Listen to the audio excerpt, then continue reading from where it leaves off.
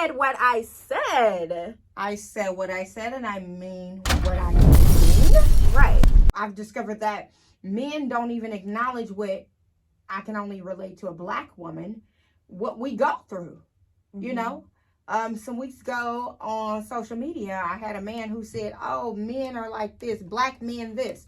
Well, you know, we black women suffer through the same thing. And if you ask me, we are the lowest of the totem pole in the eyes of other people. They have no flipping respect for us.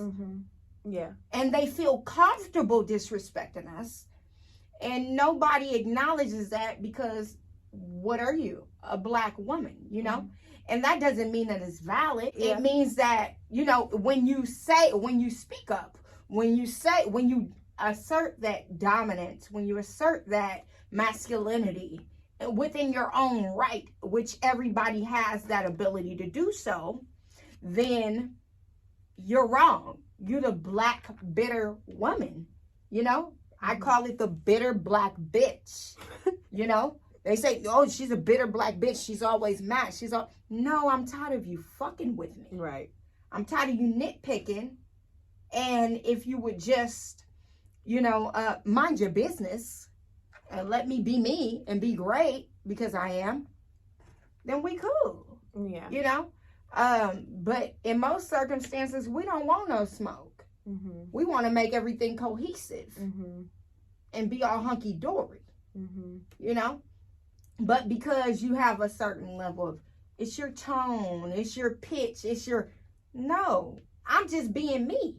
This is where I come from. This is what I do. There's no problem. There's no backlash when you're being you, you know? So this is when the balance of masculinity and femininity comes into play. I watched some documentaries. I need to look up the titles, but I noticed that all around the world, this is going on with black people. It's nothing new.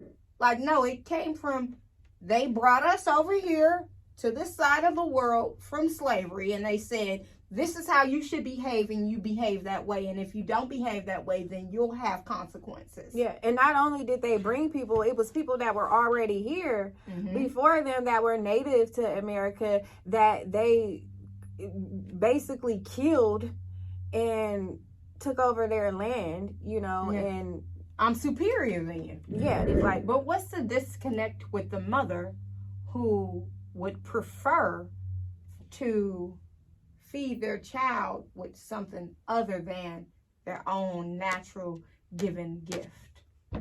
Right. You know, I mean, I realize, don't get it twisted. I understand that some women cannot produce the milk. Some people just prefer not to. Maybe it's painful. But for the person who just chooses not to just because, it's easier, it's simplistic to give them Similac. You know, I just scoop it and go. Yeah. And I think that same mentality of a woman choosing to give a baby Similac over breast milk, and I'm not talking about a woman who can't produce their own milk. I'm talking about a woman who's perfectly healthy, can do it, but she want to drink, she want to smoke, or she just don't want to have a baby tied to her titty all day. Yeah. You know, to me, like, where are your, I don't want to sound very hateful, but you know, I would like to see a woman priorities being, I want to make sure my baby's healthy. I want to be able to make sure my baby's getting the natural nutrients that it needs. And that should be in the forefront of people's thinking. And that same way of thinking, I feel like, leads to people aborting their babies. Now, there you go. You know, I always was not against abortions, but I would like to say I listened to a lady named Angela Stanton, and she really, you know, was talking about abortions and all that, and she really changed my mind on abortions. And you have a lot of people that will tell you, like, oh, it's just a seed, it's not really a baby. Child, that's a baby. It's a baby, and they feel it when you're aborting it. Like, they got eyes in a few weeks. Angela Stanton, she uploaded a video on her Instagram. It just recently got taken down, but before it got taken down, she had a while back, she had a video that showed a fetus running away from the needle where the doctor was trying to kill it, and then it vacuums out the legs and all this stuff. It was very gruesome, but that's stuff that we need to know, because you got a lot of people that make a decision to have an abortion because they feel like, oh, it's just a seed and it's not going to hurt, you know. And then we wonder why the Black community is not prospering, because we're killing our own babies, you know, and we're not nurturing our own babies. We rather give them this formula that we don't know where it came from and put these foreign chemicals in our babies' bodies, or go to these doctors that would kill our babies. And we wonder why we not prospering. We wondering why we walking around here, you know, with not feeling right or things not going right. I've had an abortion too before, one time. I'm just gonna put it out there. That's before I knew, you know, all the things that I know now. When I was younger, I did. And I was one of those people that felt like it was just a seed and that was it, you know, and it's no big deal. And I totally regret it. You got a lot of people that's pro-choice, which I believe is you're choosing death, because the opposite of pro-life is death. You know, those same people, if you were to ask them, well, have you ever had an abortion? I would like to see how many of them people would honestly be honest to really answer the question. Not only that, have you ever murdered anyone? Yeah, and on top of that, it's like, the follow-up question to that would be, well, how did you feel afterwards? Did you feel good about it? Mm-hmm. You know, did you feel bad about really, it? What did you feel within that moment? Because that's a disconnect from your own personal child. Yeah. That's your child. Yeah. You had a dealing to do with that child. You created that being, and then you're separating yourself from that being. Yeah. You know, that's not with the main thing. When you go as a woman, especially a Black woman, I can't speak for anybody else, but you walk into the doctor's office and they say, oh, well, what do you do for birth control? Well, who said that I need to control birth? And this is the pet peeve for me, when people be like, oh, well, I don't believe in taking away a woman's choice. Honey, you still have a choice. You have a right to not you have a choice to not have unprotected sex with this person. You have the choice to wear a condom. You have the choice to do birth control. You have Plan B. You have all of these things before you get to abortion. You have the choice for all of these things. Hold it. Most women I know have had abortions multiple times around the clock. 6 and 7 abortions. How is that even possible? 6 and 7 abortions. And after you have those many, sometimes you can't even have kids anymore after that. For those of you who don't know what epigenetics is, it's genetics that is passed along down from generation to generation. So, for example, there was an experiment with mice, and every time the mice would go in this particular area, it would shock them. And like, let's say if they put cheese, every time they ate cheese, they would get shocked. So after you repetitively do that over and over again, pretty soon the mouse or the rat is going to associate the cheese with being shocked. Mm-hmm. So now it's not going to do that. It's going to probably be hesitant when it comes to cheese, or not like cheese or whatever. So they did an experiment, and after they created this circumstance for that, let's just say mouse, the kids had that same effect, that never really went through the actual experiment of them shocking it, mm-hmm. but just from that fear in the genetics of the parent was passed down to the child. So now the child has the child mice, you know, now has, you know, some type of disassociation with the cheese, where they don't like cheese, or they won't go with the cheese. I heard that fear lasts for 17 generations. Yeah, and so it's the same thing for as far as Black men and Black women with slavery. That plays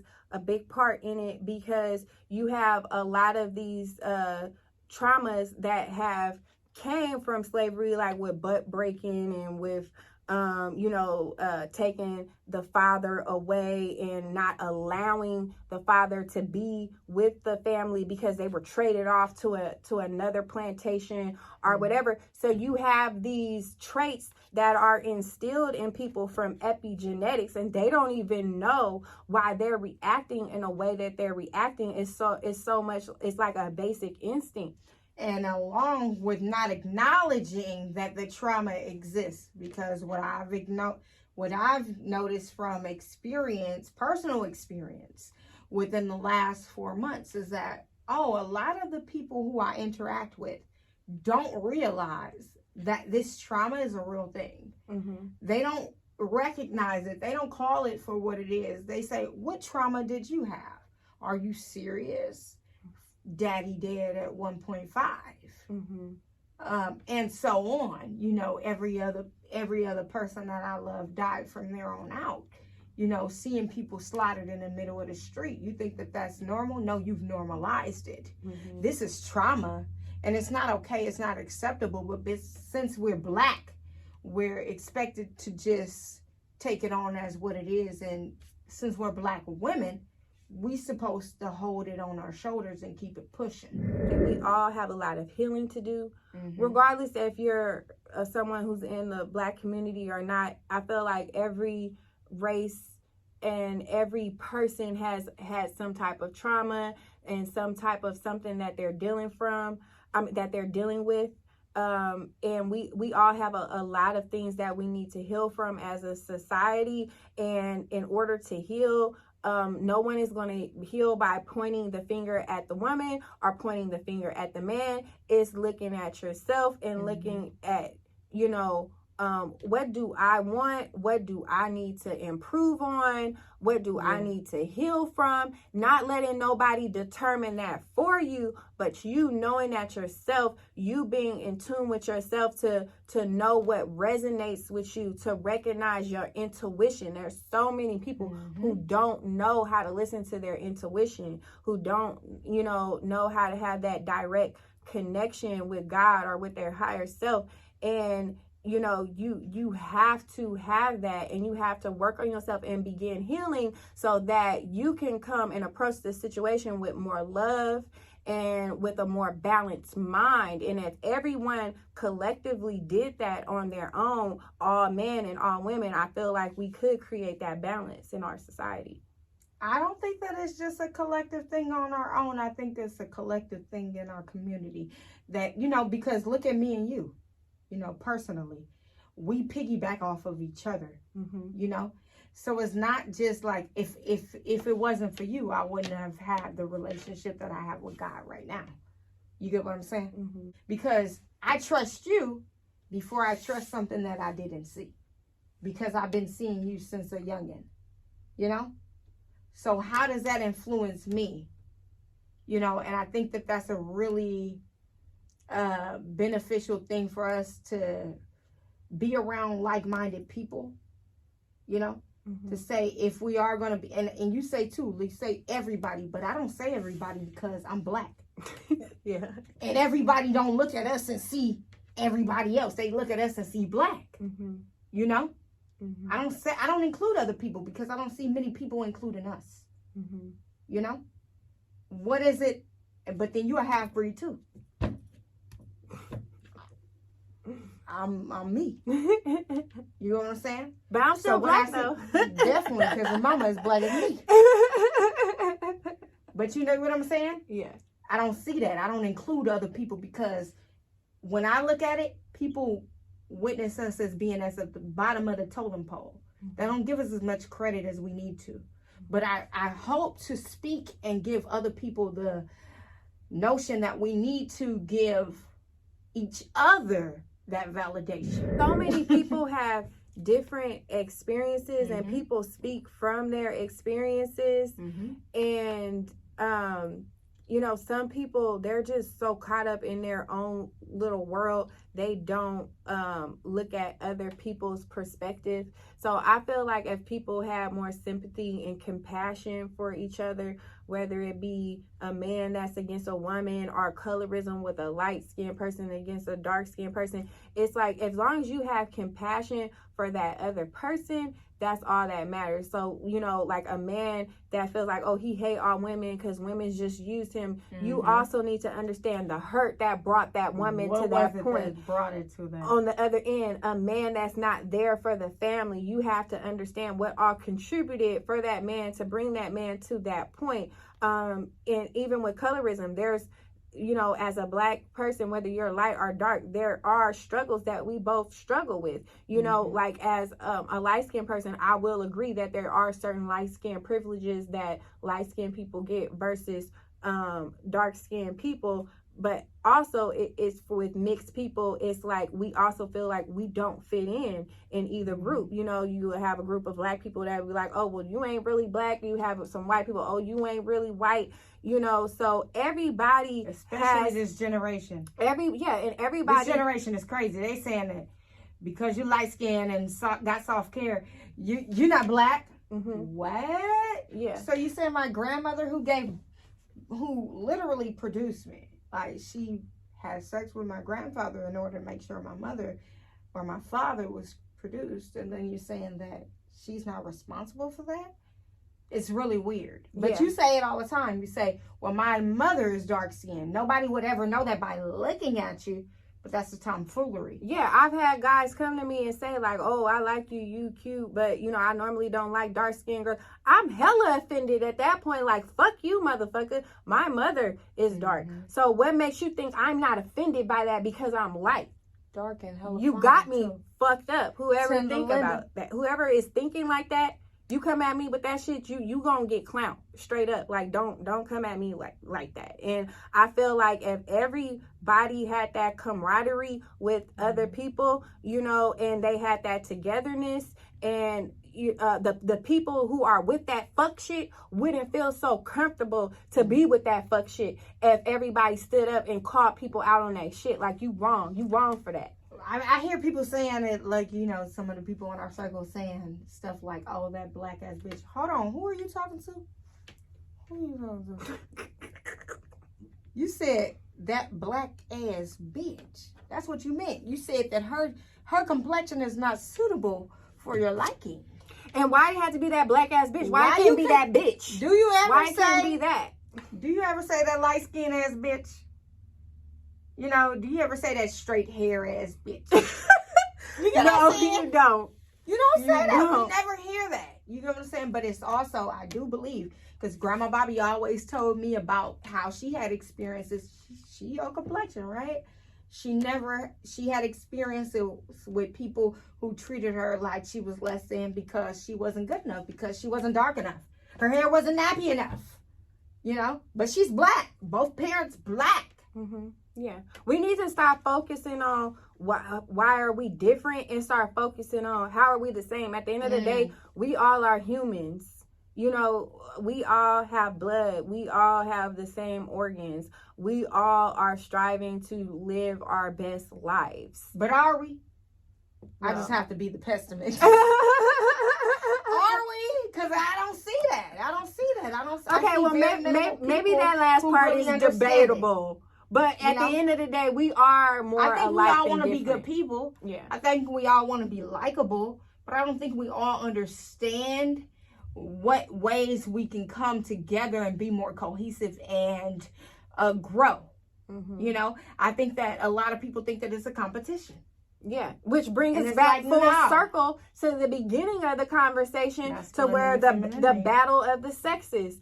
Man against, it's not no competition of men against women. We are supposed to work together, and we cannot reap the fruits of our labor until we get that. You know, it's always going to be chaos. It's always going to be confusion. It's always going to be tension. How can you have a new human being if you don't have the opposite sex? Can you? Well, you know, they doing a lot with science and technology. But can you? They got to emulate whatever it is that's already been going on. You can't. Don't let them fool you. An X chromosome and a Y chromosome.